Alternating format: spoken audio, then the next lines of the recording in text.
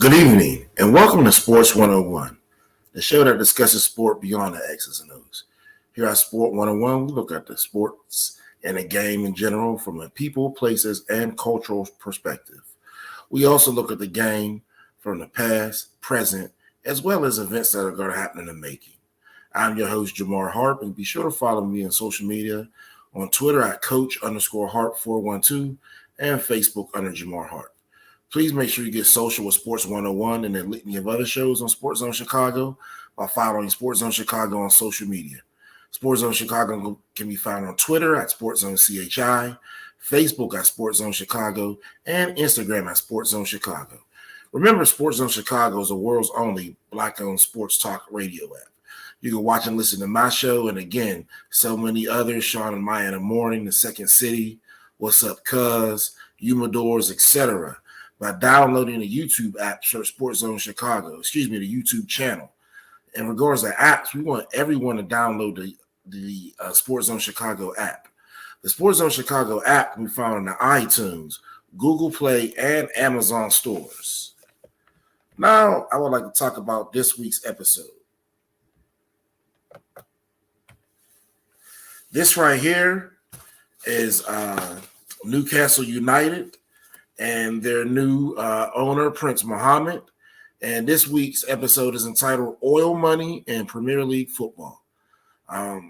Last week, there was an ownership shakeup in the Premier League, and the clubs were in turmoil after a Saudi Arabia-led consortium took over Newcastle United. Currently, Newcastle United is very low in the Premier League. I don't think they've won a game yet, and they're definitely in the relegation zone. So we'll see what happens for the rest of the season. This ownership change marks the end of Mark Ashley's 14-year ownership of Newcastle United. The club is now owned, the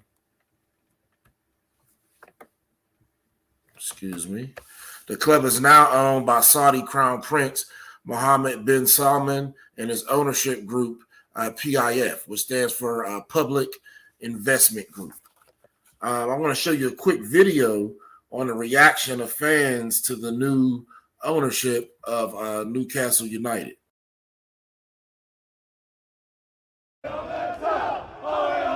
They haven't won a game in the Premier League this season, but Newcastle United now have the victory they've craved. I've always questioned whether I would see them win anything in my lifetime, but now I've got belief. It just means the world. Football is this city. Simple as that. Oh, unbelievable. Best day of my life. Better than me Ben being born, to be fair. Wonderful. It's not the money we care about, it's the ambition. We want something to look forward to, you know what I mean? We want a team that tries. They had that in the 90s when the goals flowed, the team sparkled, and they all loved it. But then came Mike Ashley, who managed to suck the joy away from this club. Finally, they can say that the Mike Ashley era at Newcastle is over. That's why they're here, but also to try and take in what comes next. Huge investment dominated by money from Saudi Arabia. It puts them on a footing with the richest clubs on the planet. I wasn't even alive when we were challenging for the Champions League. When we were last in the Europa League, I was only 6. And I just wanted some of them times to myself. And I just want the club to be something I can support, I believe in. The Premier League say they are satisfied it will be the Saudi-backed consortium controlling the club, not the Kingdom of Saudi Arabia, and that their owners and directors' tests on transparency and a clean financial plan have been met. Thanks for all the wonderful support. Cheers, Thank you Thanks very for your commitment, Amanda. Oh, no, well, it was all about you guys now. It's all about you. Premier League football is the best in the world. And Newcastle United is the best team in the world, and we want to see it get those trophies, obviously, at top of the Premier League in Europe. But to get trophies, it means investment, patience, time, and we want everybody just to work with us to build the club to what it needs to be. Promises have been made about who will be involved, but the Saudi Arabian Investment Fund is overseen by Crown Prince Mohammed bin Salman, the man the United States accused of approving the murder of journalist Jamal Khashoggi. It is a real shame for the Newcastle and for the British English football. They have now the football club owned by a person who responsible the murder of Jamal. On Tyneside, they do care where the money comes from and who owns their club. But they needed change, and the Saudi-backed consortium were the only ones offering to deliver it.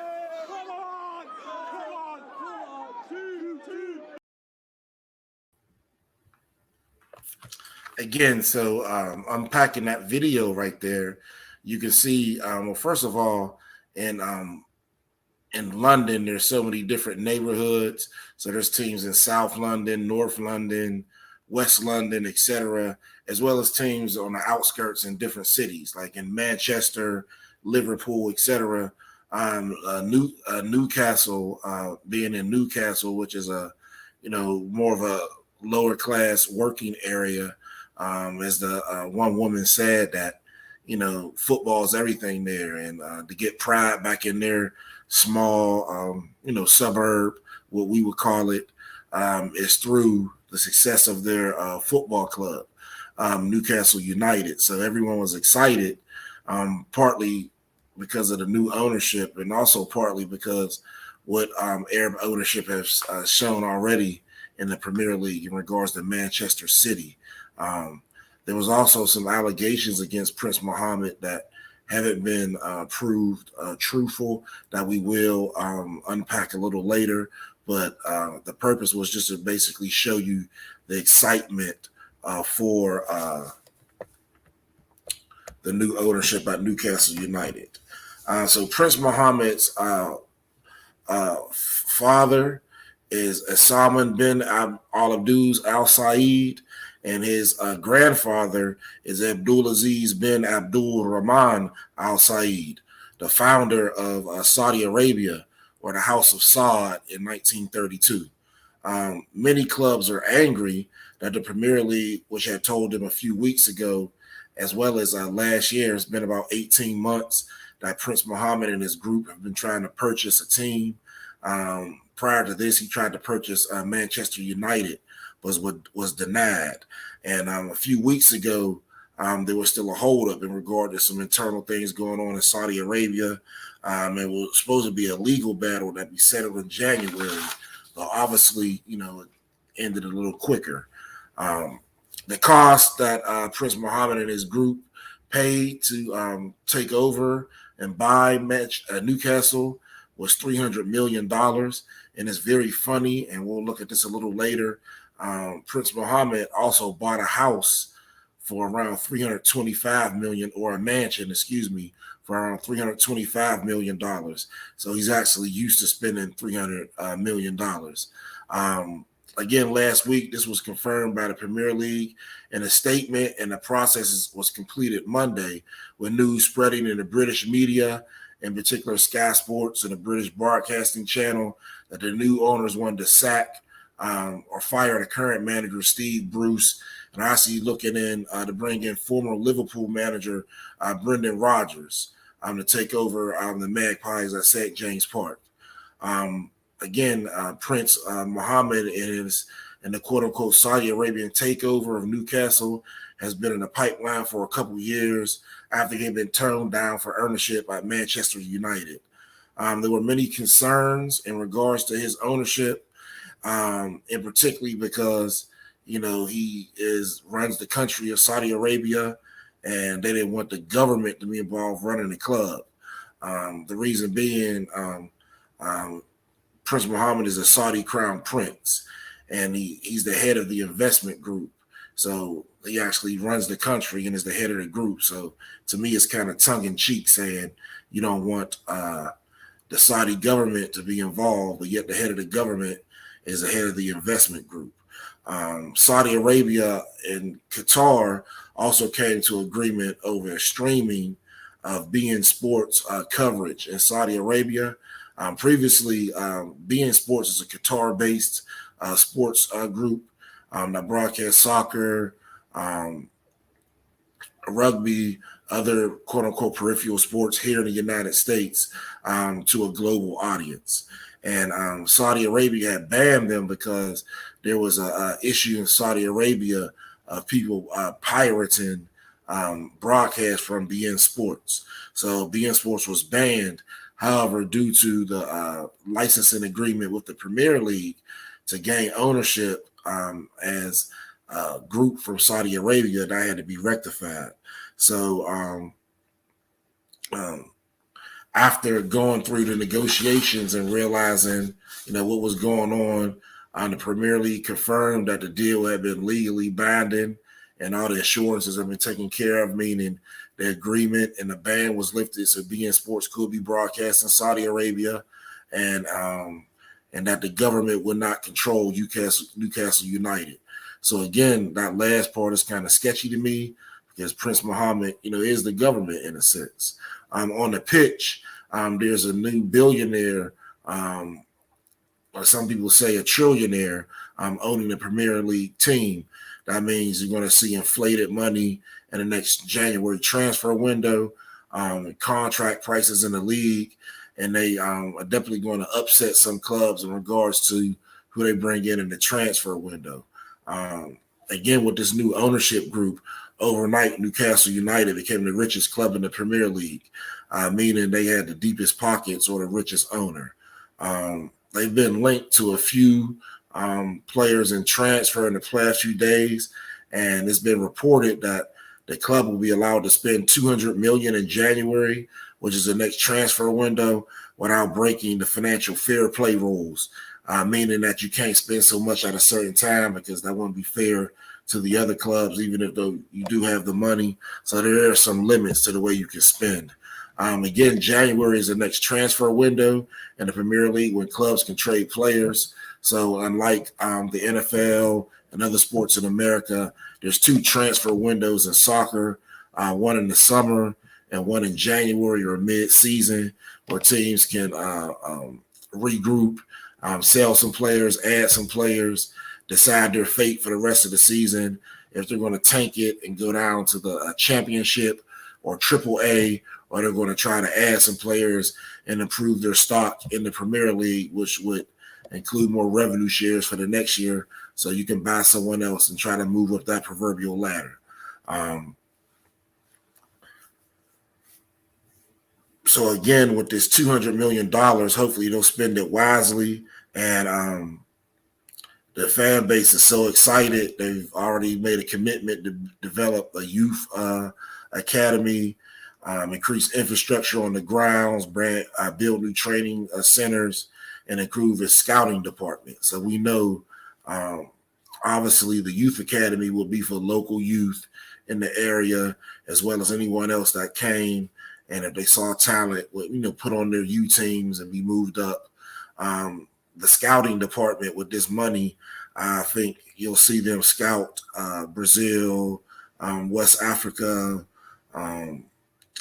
South America, a lot of these different countries that a lot of people go to due to Prince Mohammed's group having deep pockets. I can see him, employing scouts in, multiple places to try to increase his youth development team.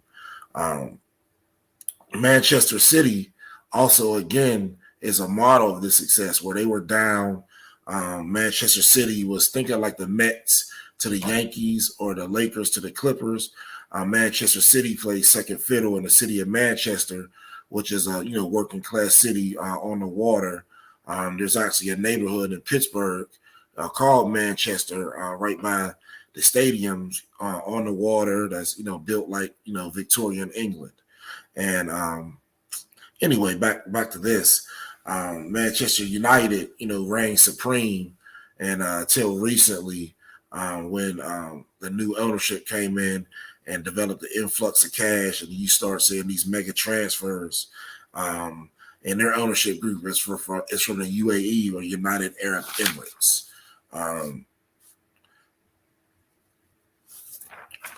Recently, Manchester City, which is one of the top clubs in the Premier League and is also competing in the Champions League, is again a benefit of this success.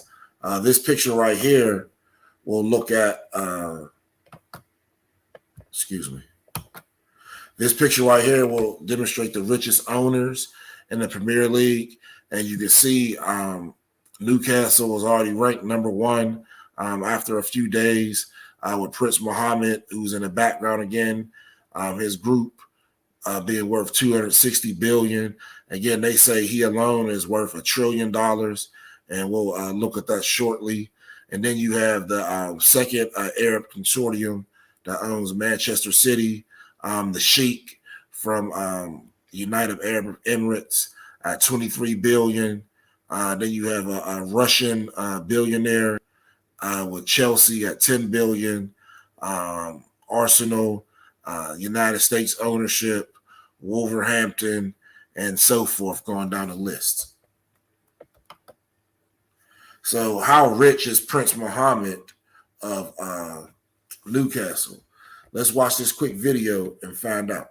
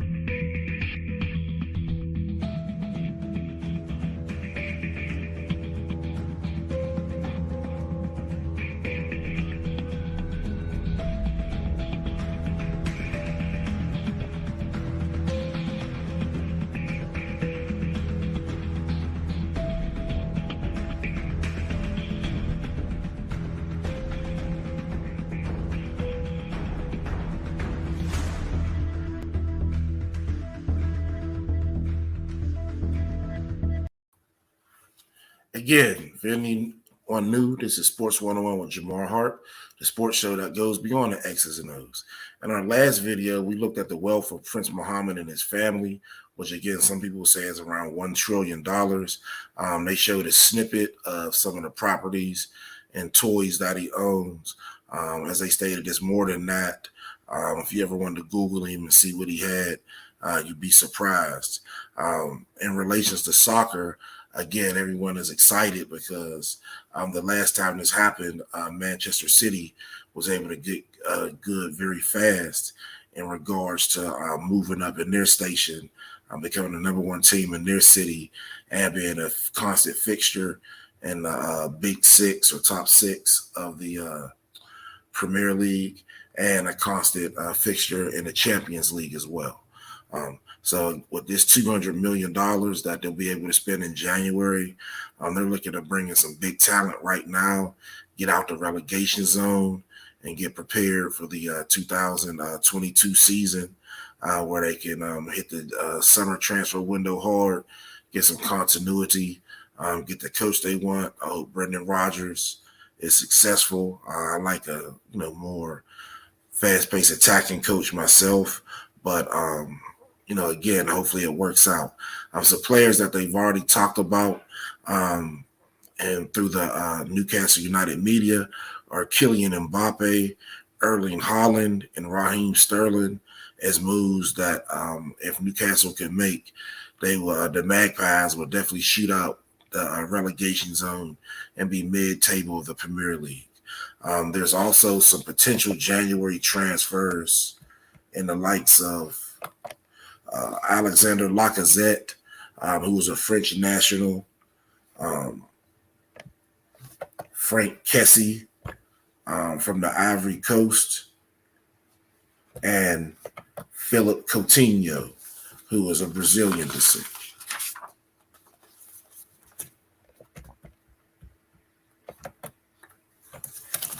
Thank you for tuning in. We're going to take a quick break. Again, this is Sports 101 with Jamar Harp. Please tune in every Wednesday, as well as look at SportsZone Chicago on YouTube, search SportsZone Chicago, as well as download the SportsZone Chicago app at the Google, iTunes, and Google Play stores. We'll take a quick break, and we'll be back. This is Jamar Harp with SportsZone Chicago. Please stop and listen, because this important message may directly apply to you or someone dear to you. Several thousand African American former full-time CPS teachers were unfairly terminated starting in the mid-90s and continuing to the 2000s. If you are one of those many former CPS teachers who was unjustly terminated, or if you are the immediate relative of a now deceased unjustly terminated former CPS teacher, you may qualify to participate in a lawsuit at no upfront cost to you. Please call 773-580-7183 immediately for more information. That's 773-580-7183. Do not delay. Act today, because time is of the essence. That's 773-580-7183. 773-580-7183.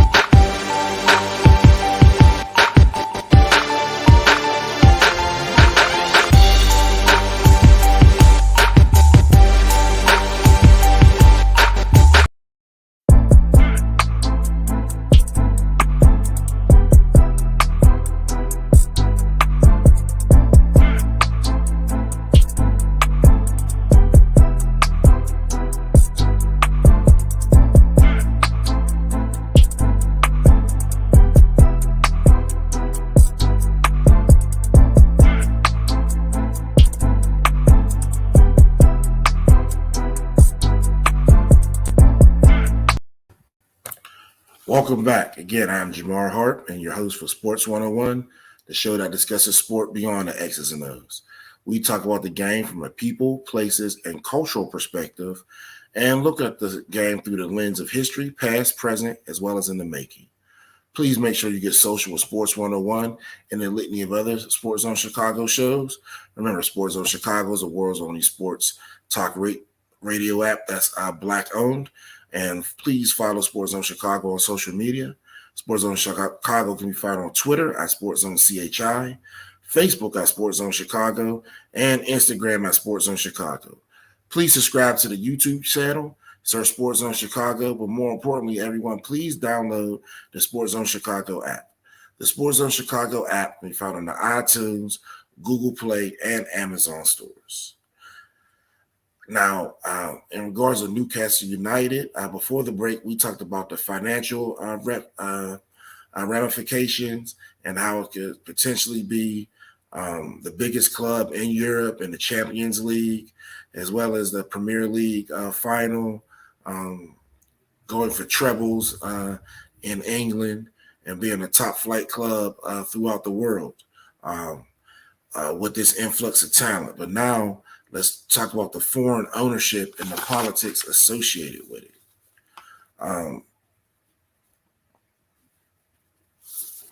So the English Premier League is perhaps the game's most globalized division of professional soccer in multiple ways, one including in the terms of who owns the clubs, because there's such diversity of ownership in a league that's an English league, but they have owners from so many different places, which makes it non-homogeneous, and sometimes locals don't like that, and they like the old leagues where we're just owned by England. It was quote-unquote England boys going out to fight to see who's best.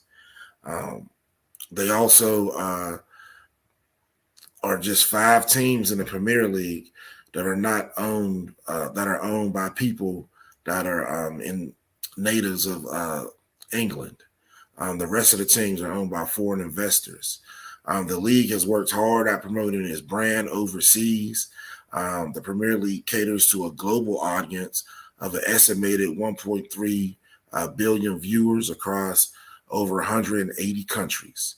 The globalization of the English game can also be seen on the soccer pitch as well, moving up to the boardroom, which is about 36% of players in the Premier League being from England. Again, that attributes to the globalization of the game and people want to get the best players to get the best profits. In Serie A, which is the professional league in Italy, the domestic player percentage is at 39%. The Bundesliga, which is the professional league or top professional league in all these countries, the Bundesliga, which is the German top professional league, is at 45%. And League One in France boasts 47%. Spain's La Liga, sponsored by Santander Bank, leads the way with 58% of indigenous natives to the homeland. Curiously, when we look, the 2 nations topping the list are competing in the final in the Nations Cup that happened last week. France and Spain competed in the Nations Cup, which is played as a precursor to the World Cup. Every World Cup cycle. And France, it was a 14 tournament, and France came through after beating Belgium and Spain. And these are the top team. These are the top nations on this list. It's also not a coincidence that there's something to be said for players being able to compete in their national league, especially when it's one of the best leagues all around, and it benefits themselves as the nation, as all the exposure and marketing and residual revenues do not leave the country. The Premier League is the best league in the world, but they often have problems in regards to players leaving when the African Cup of Nations is played, to the heavy recruitment of African players, as well as players like Alex Iwobi, who were born in England, but they have Nigerian roots and decided to play for Nigeria. Similar to France, the problem they have with their players from the Afro-Franco countries, and the United States with Mexican or Hispanic or Mexican American, and some African American players. So again, you saw this before in multiple countries. League One in France is similar to the French national team, where they take advantage of the Afro-Franco logistic countries, i.e. its former colonies, to get players who ultimately become French citizens. So we'll take a look at this map right here. This is a map of West Africa. And as you can see, all the countries in blue are former colonies of France and speak French, either as their main language or second language. And you can see all the countries that are displayed. Notable ones that have been soccer hotbeds would be Senegal, Ivory Coast, Benin, Togo, Niger, Cameroon, and the Congo. As you can see, Nigeria is not, and Ghana and other countries, and that's due to colonization, where other countries may have put a stake. I know the Portuguese colonized Ghana, Nigeria after 1492, and that's why you see Portuguese names such as Lagos, which is the capital of Nigeria, and Elamina, which is one of the dungeons where they took enslaved Africans in Ghana to begin their journey on the Middle Passage. And you see a lot of other Portuguese influence in these countries, but you can see how many countries that France can pull from and get citizens for that ultimately end up playing either in League One and hopefully for the French national team.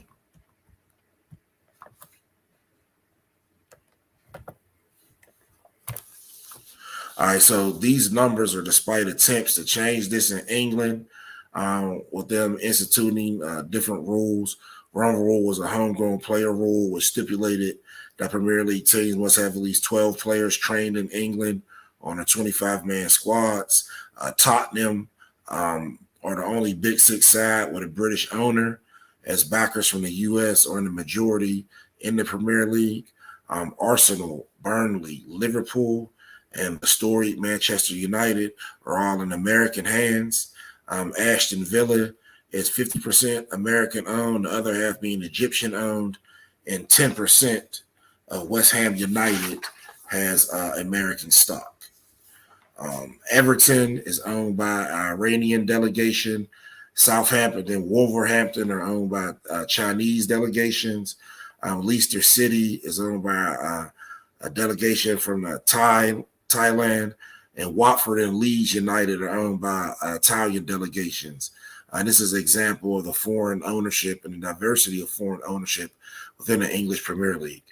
Chelsea's takeover by Russian billionaire Roman Abramovich was a watershed moment for English football, and the game hasn't been the same since, as more billionaires have decided to come in. Some people would say it's to brighten their image, clean or wash money, etc. There's a lot of different things, but it's become fashionable or in vogue to own a Premier League team and put a lot of money of it, see it win, because the return on that investment, if it pays off, is astonishing. Remember, money attracts money, and a great deal of wealth has been concentrated in the Premier League in regards to sponsorships and television deals. So owners are definitely able to make millions of dollars by just being an owner. The economic muscle of the Premier League means that 6 of its clubs have a spending power that would put them on a level of super clubs like Real Madrid and Barcelona.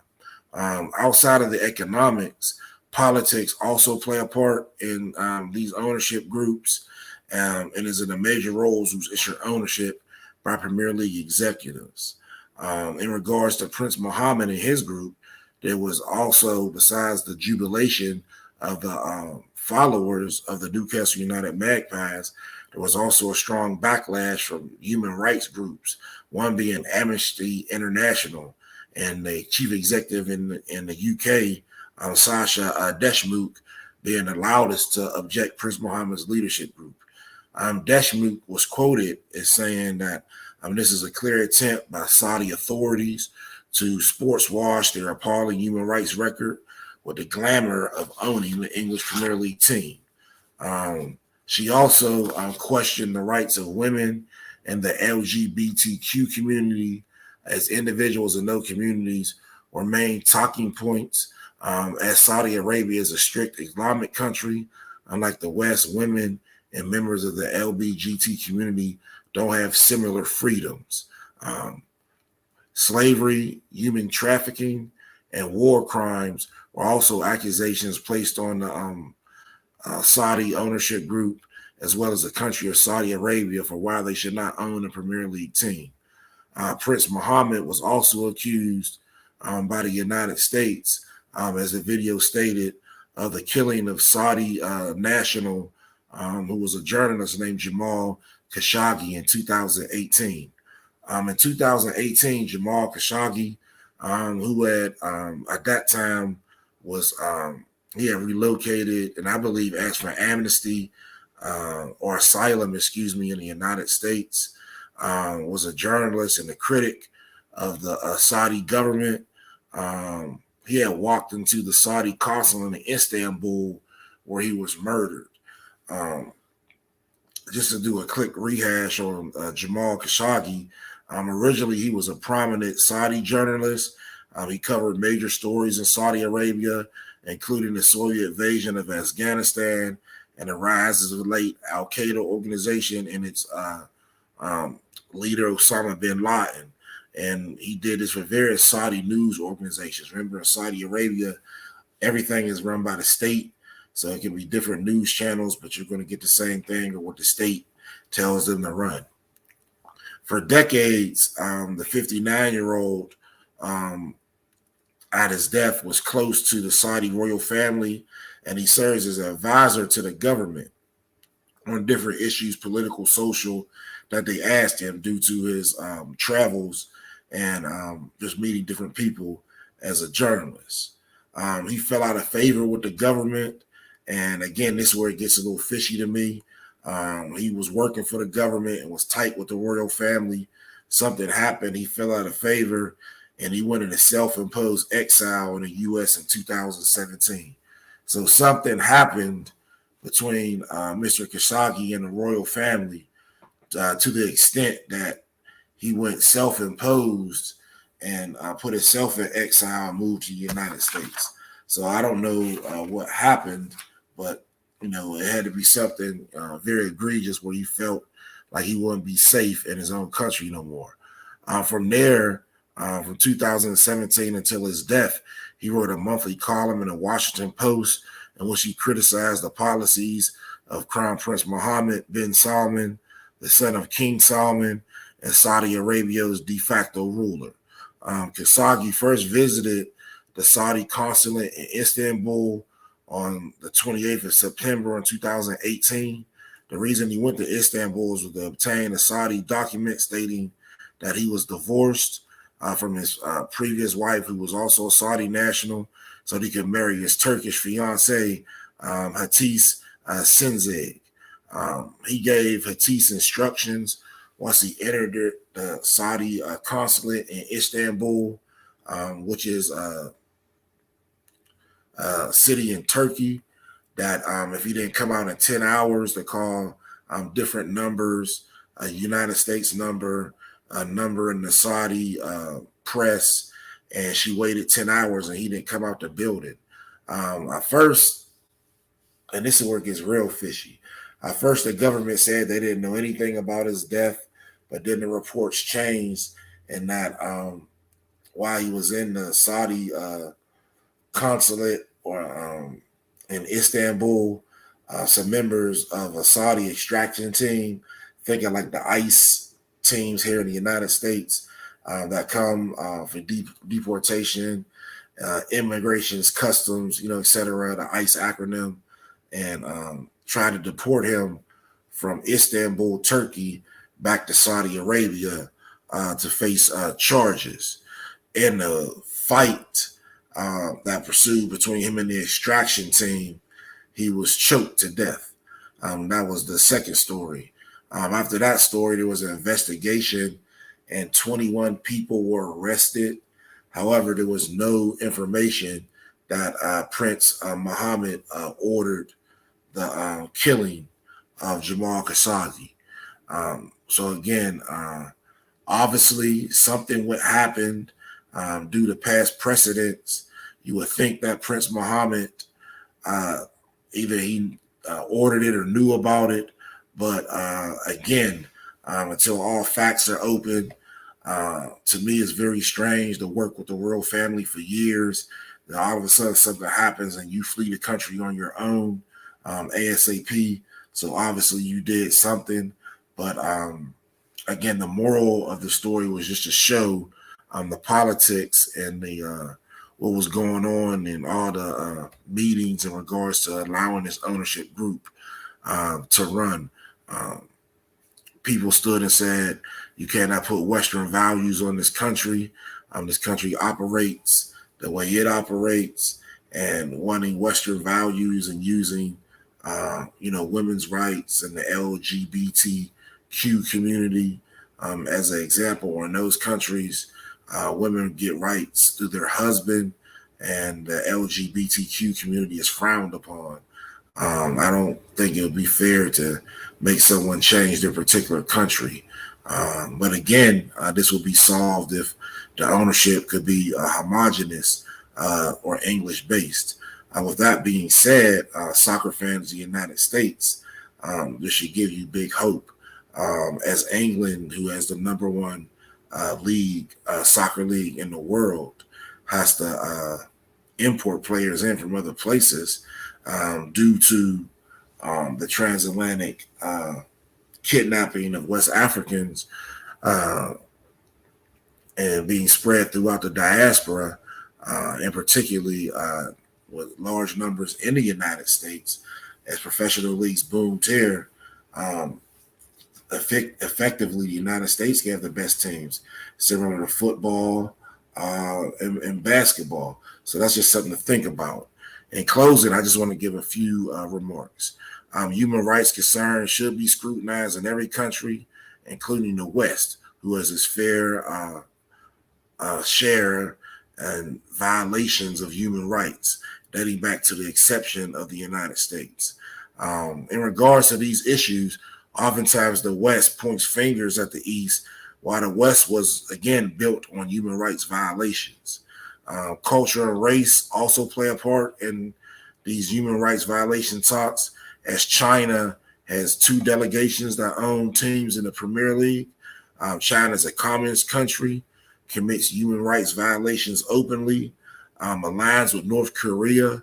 They would let them test and shoot missiles over their country into the water, and they have a relationship with North Korea. And again, it's an open communist country, still hosted the Olympics, and have 2 Premier League ownership groups. So these same questions are not being asked to the Chinese that are being asked to the Arabs.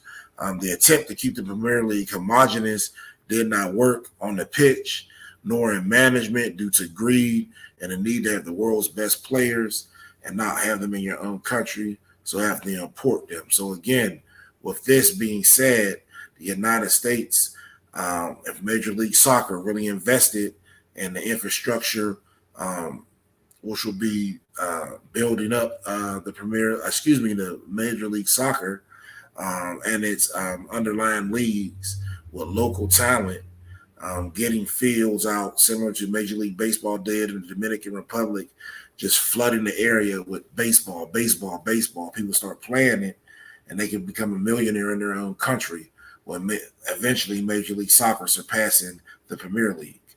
Again, thank you for tuning in this week's episode of Sports 101. I'm your host, Jamar Harp. Be sure to follow me on social media by following me on Twitter at Coach_Harp412 and Facebook under Jamar Harp. Please make sure you get social with Sports 101 and a litany of other shows on SportsZone Chicago. Remember, SportsZone Chicago is the world's only Black-owned sports talk radio app. You can follow SportsZone Chicago on Twitter at SportsZone CHI, Facebook at SportsZone Chicago, and Instagram at SportsZone Chicago. Subscribe to our YouTube channel, search SportsZone Chicago, but more importantly, please download the SportsZone Chicago app. The SportsZone Chicago app can be found in the iTunes, Google Play, and Amazon stores. Thank you again for tuning in for another episode of Sports 101 with your host, Jamar Harp. I will see you next week at our normal scheduled time, Wednesdays, 8 p.m. Central Standard Time and 9 p.m. Eastern. And I'm gone.